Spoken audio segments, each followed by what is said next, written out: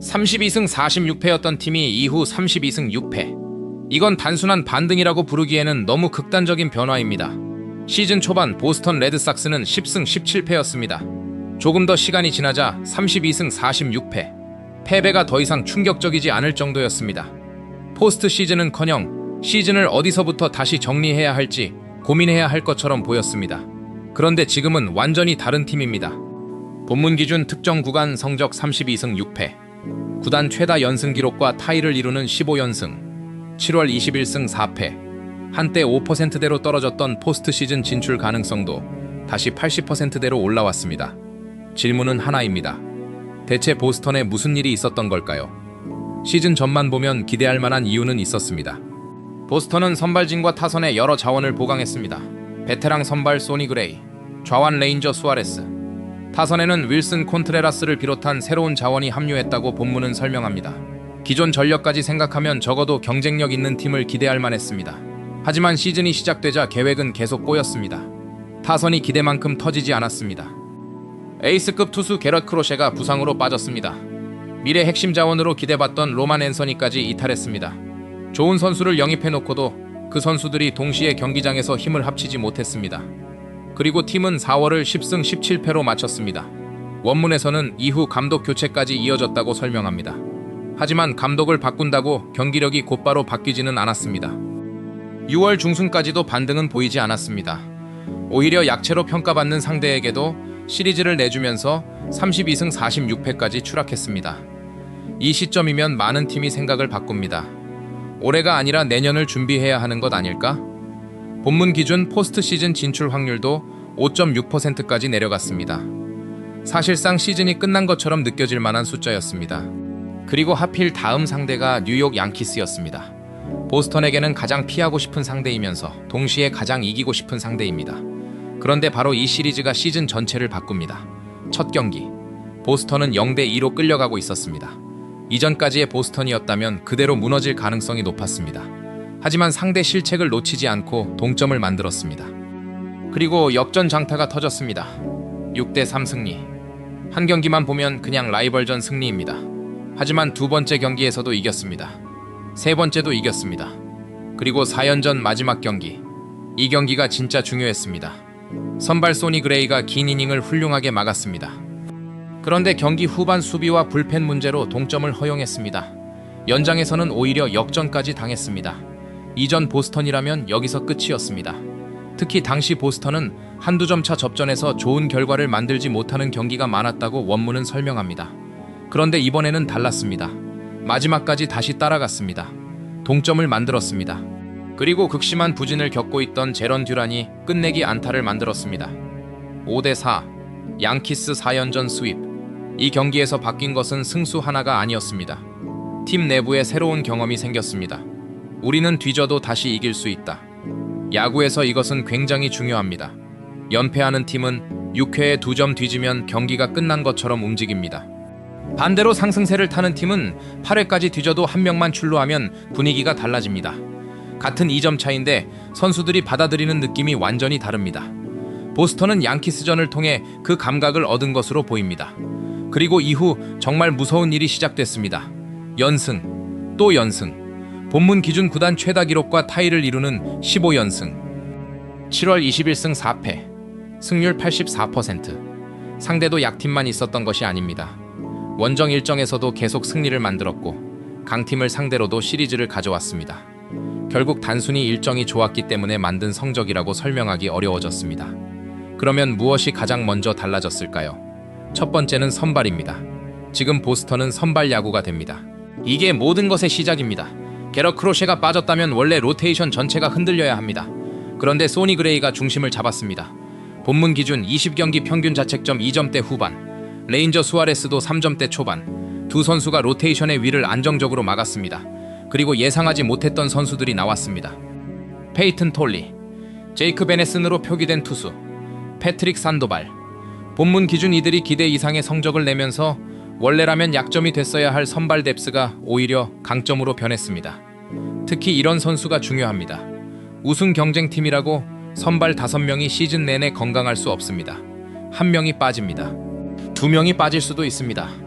그때 8번째, 9번째, 10번째 선발 후보가 5이닝 2실점, 6이닝 3실점을 해주면 시즌이 무너지지 않습니다. 보스턴은 그 이닝들을 버텨내기 시작했습니다. 그리고 선발이 버티자 불펜도 살아났습니다. 게럿 휘트록, 아롤디스 체프먼, 경기 후반을 맡는 투수들이 리드를 지켰습니다. 중간 투수들도 경기의 흐름을 한 번에 내주지 않았습니다. 이게 중요합니다. 32승 46패 팀과 32승 6패 팀의 차이는 매 경기 10점을 치느냐가 아닙니다. 5대 4를 이깁니다. 3대 2를 이깁니다. 7회까지 한 점 차라면 8회와 9회에 그 한 점을 지킵니다. 이런 경기들이 쌓여야 장기 연승이 나옵니다. 그리고 이 마운드가 더 강해진 이유가 하나 더 있습니다. 수비입니다. 본문에서 가장 눈에 띄는 숫자 중 하나가 땅볼 처리 효율입니다. 지난 시즌에는 하위권이었던 수비가 올해는 MLB 최상위 수준까지 올라왔다고 설명합니다. 외야도 마찬가지입니다. 제런 듀란, 세단 라파엘라, 위릴리어 아브레우로 추정되는 외야 자원까지 본문 기준 DRS에서 높은 수치를 기록하고 있습니다. 투수에게 좋은 수비는 단순히 실책 한계를 줄여주는 것이 아닙니다. 투구 방식까지 바꿉니다. 뒤를 믿을 수 있으면 무조건 삼진을 잡으려고 하지 않아도 됩니다. 초구부터 스트라이크를 넣을 수 있습니다. 땅볼을 유도합니다. 투구수가 줄어듭니다. 선발이 한 이닝을 더 던집니다. 불펜이 쉽니다. 그리고 다음 경기 불펜이 더 강해집니다. 좋은 수비가 선발을 살리고, 좋은 선발이 불펜을 살리고, 좋은 불펜이 접전 승리를 만듭니다. 보스턴의 반등은 이 연결에서 시작됐다고 볼 수 있습니다. 흥미로운 것은 타선입니다. 현재 보스턴은 엄청난 승률을 기록하고 있지만 시즌 전체를 보면 공격이 처음부터 압도적이었던 것은 아닙니다. 오히려 초반 추락의 큰 원인 중 하나가 타격 부진이었습니다. 하지만 팀이 살아나기 시작한 시점을 기준으로 보면 그림이 달라집니다. 본문 기준 팀 경기당 득점이 약 3.9점 수준에서 5점대 중반까지 올라갔습니다. 윌슨 콘트레라스가 중심 타선에서 높은 생산력을 보여줬습니다. 세단 라파엘라도 공격에서 한 단계 성장했습니다. 요시다 마사타카를 비롯해 여러 타자가 동시에 살아났다고 원문은 설명합니다. 이게 15연승을 만든 두 번째 엔진입니다. 마운드는 상대 점수를 3점에 묶습니다. 타선은 5점을 냅니다. 수비는 그 사이 한두 개의 안타를 아웃으로 바꿉니다. 이 구조가 만들어지면 승률은 급격하게 올라갑니다. 하지만 여기서 가장 중요한 경고가 하나 있습니다. 타격의 버닝은 영원하지 않습니다. 한 달 동안 WRC 플러스 170, 200을 넘기는 타자가 시즌 끝까지 같은 숫자를 유지할 가능성은 높지 않습니다. 지금 뜨거운 선수들도 언젠가는 평균으로 내려옵니다. 그러면 다시 질문해야 합니다. 타선이 5점을 내지 못하고 3점을 내는 날에도 이길 수 있는가? 바로 여기에서 보스턴의 진짜 경쟁력이 결정됩니다. 좋은 신호는 있습니다. 마운드와 수비는 타격보다 상대적으로 변동성이 작습니다. 홈런은 갑자기 끊길 수 있습니다. 하지만 좋은 수비 범위가 하루아침에 사라지는 것은 아닙니다. 좋은 선발의 커맨드와 경기 운영도 한 번의 슬럼프로 완전히 사라지지는 않습니다. 따라서 현재 반등의 기반이 단순한 타격 폭발만이 아니라는 점은 보스턴에게 긍정적입니다.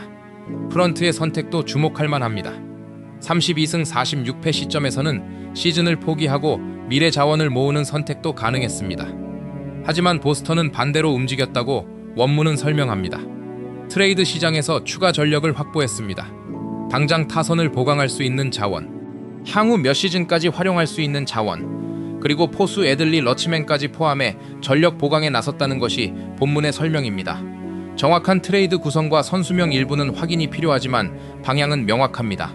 올해를 포기하지 않는다. 선수들에게는 이것도 메시지가 됩니다. 프런트가 팔기 시작하면 선수도 압니다. 올해보다 내년을 보고 있다는 것을. 반대로 유망주를 내주면서 선수를 데려오면 클럽하우스에는 다른 메시지가 갑니다. 우리는 지금 이길 생각이다. 좋은 팀 분위기 위해 전력 보강까지 들어왔습니다. 그리고 아직 돌아올 선수도 있습니다. 게럿 크로셰, 로만 앤서니. 부상 또는 이탈 중인 핵심 자원이 정상적으로 돌아온다면 지금 잘하고 있는 팀에 추가 전력이 붙는 구조가 됩니다. 그래서 보스턴의 상승세가 더 흥미롭습니다. 하지만 아직 완성된 우승 후보라고 말하기에는 이릅니다. 32승 6패는 너무 강한 숫자입니다. 어떤 팀도 계속 1.800이 넘는 승률로 시즌을 치를 수는 없습니다.